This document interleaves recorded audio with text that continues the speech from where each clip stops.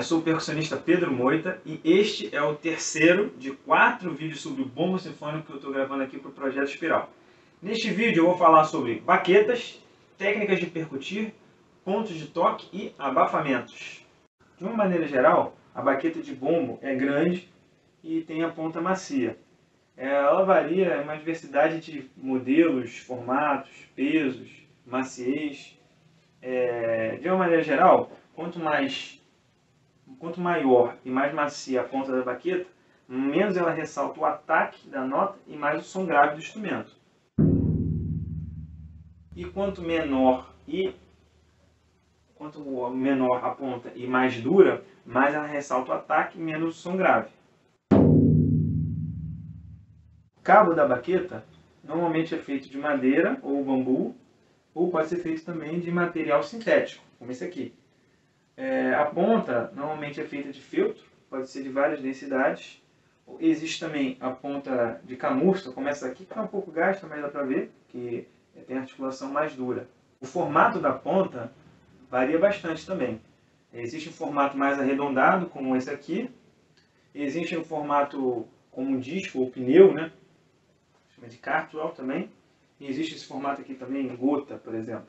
O compositor pode indicar na partitura ou na parte a maciez que ele quer na baqueta. Pode ser macia, média ou dura, por exemplo. Ou pode indicar de outro tipo também, como baqueta de madeira. Mas normalmente isso não vem indicado e cabe ao intérprete. Isso, para você escolher a baqueta, vai depender da acústica do lugar, do tipo do instrumento, do trecho que você está tocando, por exemplo. Existem baquetas com 2 tipos de dureza na mesma ponta, como essa aqui. Essa parte branca é mais macia e essa parte verde é um pouco mais dura. Isso é bom para quando a gente não tem tempo para trocar de baqueta. Tem outros tipos que tem uma ponta diferente. Aqui, por exemplo, essa daqui tem essa ponta normal, macia, e o outro lado dela é de madeira. Então, como se fossem 2 baquetas em uma, sem perder o equilíbrio dela. E existem também um tipo de baqueta que tem a dureza equivalente, mais ou menos equivalente nas 2 pontas, que serve para você fazer rulo com uma mão só em circunstâncias específicas. As baquetas de bombo, elas são relativamente caras e com opções de venda difíceis aqui no Brasil. Então, normalmente as orquestras têm no seu acervo baquetas de bombo. Um conjunto básico pode consistir em um par de baquetas macia, um par de baquetas média e um par de baquetas mais dura e um par de baquetas de madeira. As baquetas de madeira de bombo, elas não são como as baquetas de caixa, né, que são de madeira também, que são feitas de madeira também. Ela é mais uma baqueta específica para bombo mesmo. O termo baqueta de bombo é o mais usado e o mais recomendado também. Mas em algumas partes e partituras, sobretudo mais antigas, também se encontra o termo maceta. Enquanto baqueta vem do latim baculum, que significa bastão, maceta vem de massa, que é uma arma de guerra antiga, um cabo com uma ponta em forma de maçã, que é parecido com o formato de uma baqueta de bombo normal. Embora esse termo maceta tenha caído em desuso na música orquestral, ainda se usa em ambiente de baterias de escola de samba ou de música marcial, por exemplo. As baquetas de bombo podem aparecer nas partes e partituras também com seu nome em outros idiomas. Em italiano, por exemplo, pode ser mazza, mazzuola ou baquete, por exemplo. Em inglês aparece mais normalmente como bitter ou mallet. Em alemão como schlagel. Em francês como mailoche. Em francês também se encontra o termo tampon, normalmente para designar um tipo de baqueta com cabeça dos 2 lados, usado para fazer rulo. E em espanhol se usa o termo, além de baqueta, se usa o termo maza também. Para conservar bem a baqueta, é bom não ficar pegando muito no feltro e guardar dentro de saco, né, para evitar de ficar poeira no feltro. E os cuidados são mais ou menos análogos aos cuidados que se tomam com baqueta de tímpanos. Toda baqueta tem um centro de massa, que é onde é o ponto de equilíbrio da baqueta. A gente pode achar assim, por exemplo. Sempre vai cair no ponto de massa, no centro de equilíbrio dela, tá vendo?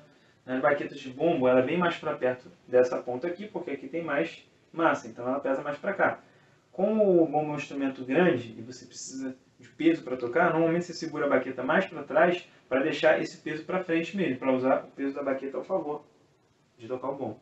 Os dedos polegar e indicador formam um ponto de apoio para onde segura a baqueta, que também se chama de pinça. Os outros dedos se dobram atrás, também ajudam a segurar, e a baqueta fica naturalmente numa posição transversal na mão, assim.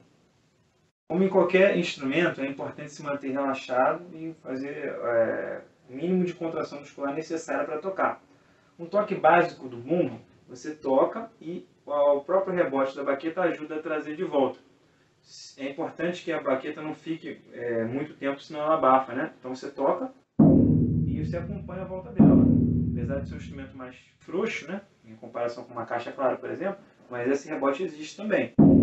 Se você deixar a baqueta muito tempo encostada, ela acaba abafando o instrumento. Então, como é um instrumento grande, você não usa só o pulso, você usa um pouco do braço também, em combinação com o pulso. Os critérios de articulação no bombo, como o toque staccato ou legato, são os mesmos que nos tímpanos. Por isso eu recomendo procurar as aulas equivalentes à articulação em tímpanos aqui no Projeto Espiral, do professor Pedro Sá. É importante também observar o ponto da baqueta que encosta na membrana, principalmente em baquetas não esféricas, como essa aqui. Você encosta com a ponta, com essa parte daqui, por exemplo, tem esse resultado. Se você põe mais massa aqui, fica um pouco mais cheio, né? É comum que as baquetas de feltro, como essa aqui, tenham uma costura externa, visível, do lado de fora, né? E a gente evita de tocar sobre essa costura porque ela é irregular. Às vezes é difícil de ver assim rápido na mesa essa costura, então nesse caso é fácil de ver, não sei se dá para ver aí, ela é bem aqui. Então quando é difícil de ver, você pode pintar, botar um pontinho com uma caneta para você ver rápido e evitar de tocar com ela. Assim como em outros membranofones, o ponto de toque na membrana do bombo pode ser definido basicamente com aquelas três pontos de toque, né? Centro, borda e meio, que é toda a região entre o centro e a borda. Então é centro, meio e borda, ou centro, meio e borda, centro, meio e borda. O toque no centro normalmente é mais seco, né? Usado mais para trecho staccato. O toque mais comum, mais usado, é o toque no meio, mais próximo da região do meio, mas mais para próximo do centro. Ele soa um pouquinho mais legato e é o ponto de toque que mais se usa. Pode ser tanto acima quanto abaixo.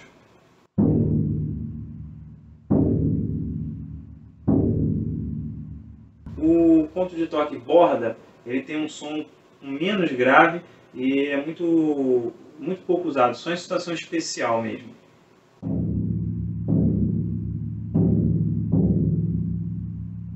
É bom ficar atento também, porque em peles de couro pode ser que um ponto de toque específico soe um pouco melhor que o outro, por causa da irregularidade natural do couro. E além desses pontos de toque na membrana, também pode ter no aro, no fuste, um outro tipo de baqueta, e onde mais o compositor ou o intérprete tiver a imaginação.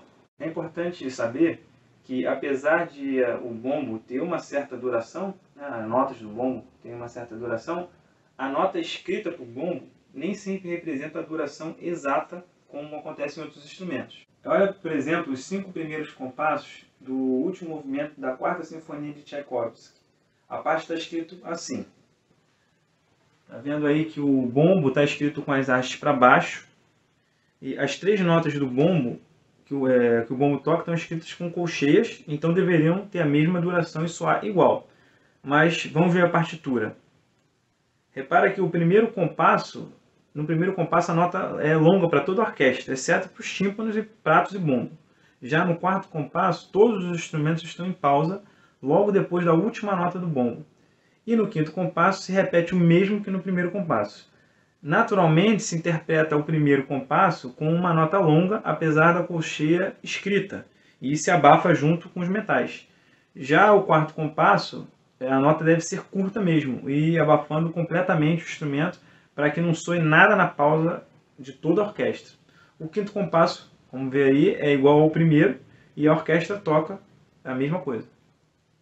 Naturalmente, essas interpretações são subjetivas, né? Pode ser que Alguém vai interpretar de uma maneira diferente. Mas é sempre importante fazer esse estudo com a partitura, quando possível, para saber exatamente qual a duração das notas, né? Quais as durações das notas. Se não tiver a partitura, você tem que ficar atento, ouvir gravação ou mesmo ouvir o que a orquestra está tocando naquele momento. Para controlar essa duração do bombo, que a gente abafa o instrumento com uma mão. Por isso que normalmente se toca, a maior parte das vezes, com uma baqueta e com outra mão livre. Normalmente se usa a pele a pele de toque, né? Pode ser a pele de resposta também, mas normalmente se usa a pele de toque. E muitas vezes só a ponta dos dedos já são suficientes para abafar um pouco o instrumento. Quando o trecho é mais rítmico, mais staccato, você pode manter a mão aqui enquanto toca. Claro, isso associado ao tipo de baqueta e ao ponto de toque, como a gente viu antes. Por exemplo, se eu tirar, fica embola um pouco, né? Quanto mais superfície de contato da mão com a membrana, mais vai soar abafado naturalmente. Eu posso botar a mão assim toda espalmada, ou só a ponta dos dedos, ou gradualmente botando mais. Outra coisa que também pode influenciar é a pressão que você faz. Uma leve pressão influencia um pouco também na duração da nota, né? Você pode apertar um pouco e fazer ela terminar mais cedo, por exemplo. Mas é preciso ter o cuidado para não deixar que a mão soe ao encostar, né, quando for o caso, e nem quando ela é encostada soe quando você toca. Por exemplo, como se fosse uma esteira, né? Assim, ó. Tem que ter esse cuidado, né? Você, normalmente botando mais para perto da borda e com cuidado dela não soar. Em alguns casos, abafar com uma mão só não é suficiente. Então você pode usar o joelho também para abafar, ou só o joelho. Alguns bombos vêm com até um suporte específico para você apoiar, ou se não tiver, você pode providenciar um banquinho, ou então uma base de estante de caixa também pode ajudar, nesse caso, como essa daqui. Você põe assim, apoia o joelho em cima. E assim como a mão, você pode botar mais parte do joelho ou menos para controlar a duração da nota. Em algumas situações, é preciso abafar o bombo todo, as duas membranas subitamente. Isso sempre acontece, por exemplo, quando tem a grande pausa, né, GP, pausa para a orquestra inteira. Que aí não pode sobrar nada. Por exemplo, se eu abafar e ficar qualquer resíduo de som, isso pode ser ouvido. Então, nesses casos, você pode ter que abafar com as duas mãos, né, usando a própria mão que segura a baqueta, ou também com o joelho, para abafar completamente. Isso pode acontecer também quando tem a indicação seco, ou aparece muito em italiano, seco com 2 Cs. Você tem que tocar e abafar completamente na pausa. Em alguns casos, o bombo pode vibrar por simpatia, mesmo sem você tocar. Principalmente isso acontece quando você está perto de tímpanos graves, por exemplo. Isso pode não ser um problema, mas se tiver notas muito fortes e seguido de uma pausa para a orquestra toda, o bombo pode soar e o público ouvir. Então, é preciso ficar atento para esses trechos para você anotar na parte e abafar quando for o caso. Quando há necessidade de abafar em um trecho que a orquestra toca muito piano, pode acontecer de a mão suar mesmo sem querer. Então, o que pode ajudar é você pegar um pano macio, ou isso aqui pode ajudar muito. É um tecido macio que se usa para lavar carro, você pode até botar a mão dentro, né? Então a sua mão se abafa sem que o instrumento soe. Ou então pode ser um pano mesmo, segurando, isso pode ajudar. Em alguns casos, é preciso manter a membrana abafada durante um trecho longo ou durante toda a obra. Existem empresas que vendem abafadores próprios para bombos. Tem, por exemplo, um que se prende ao corpo do instrumento, ou ao corpo do músico, para tocar com um bombo na horizontal, e você, através de uma corda, ele controla.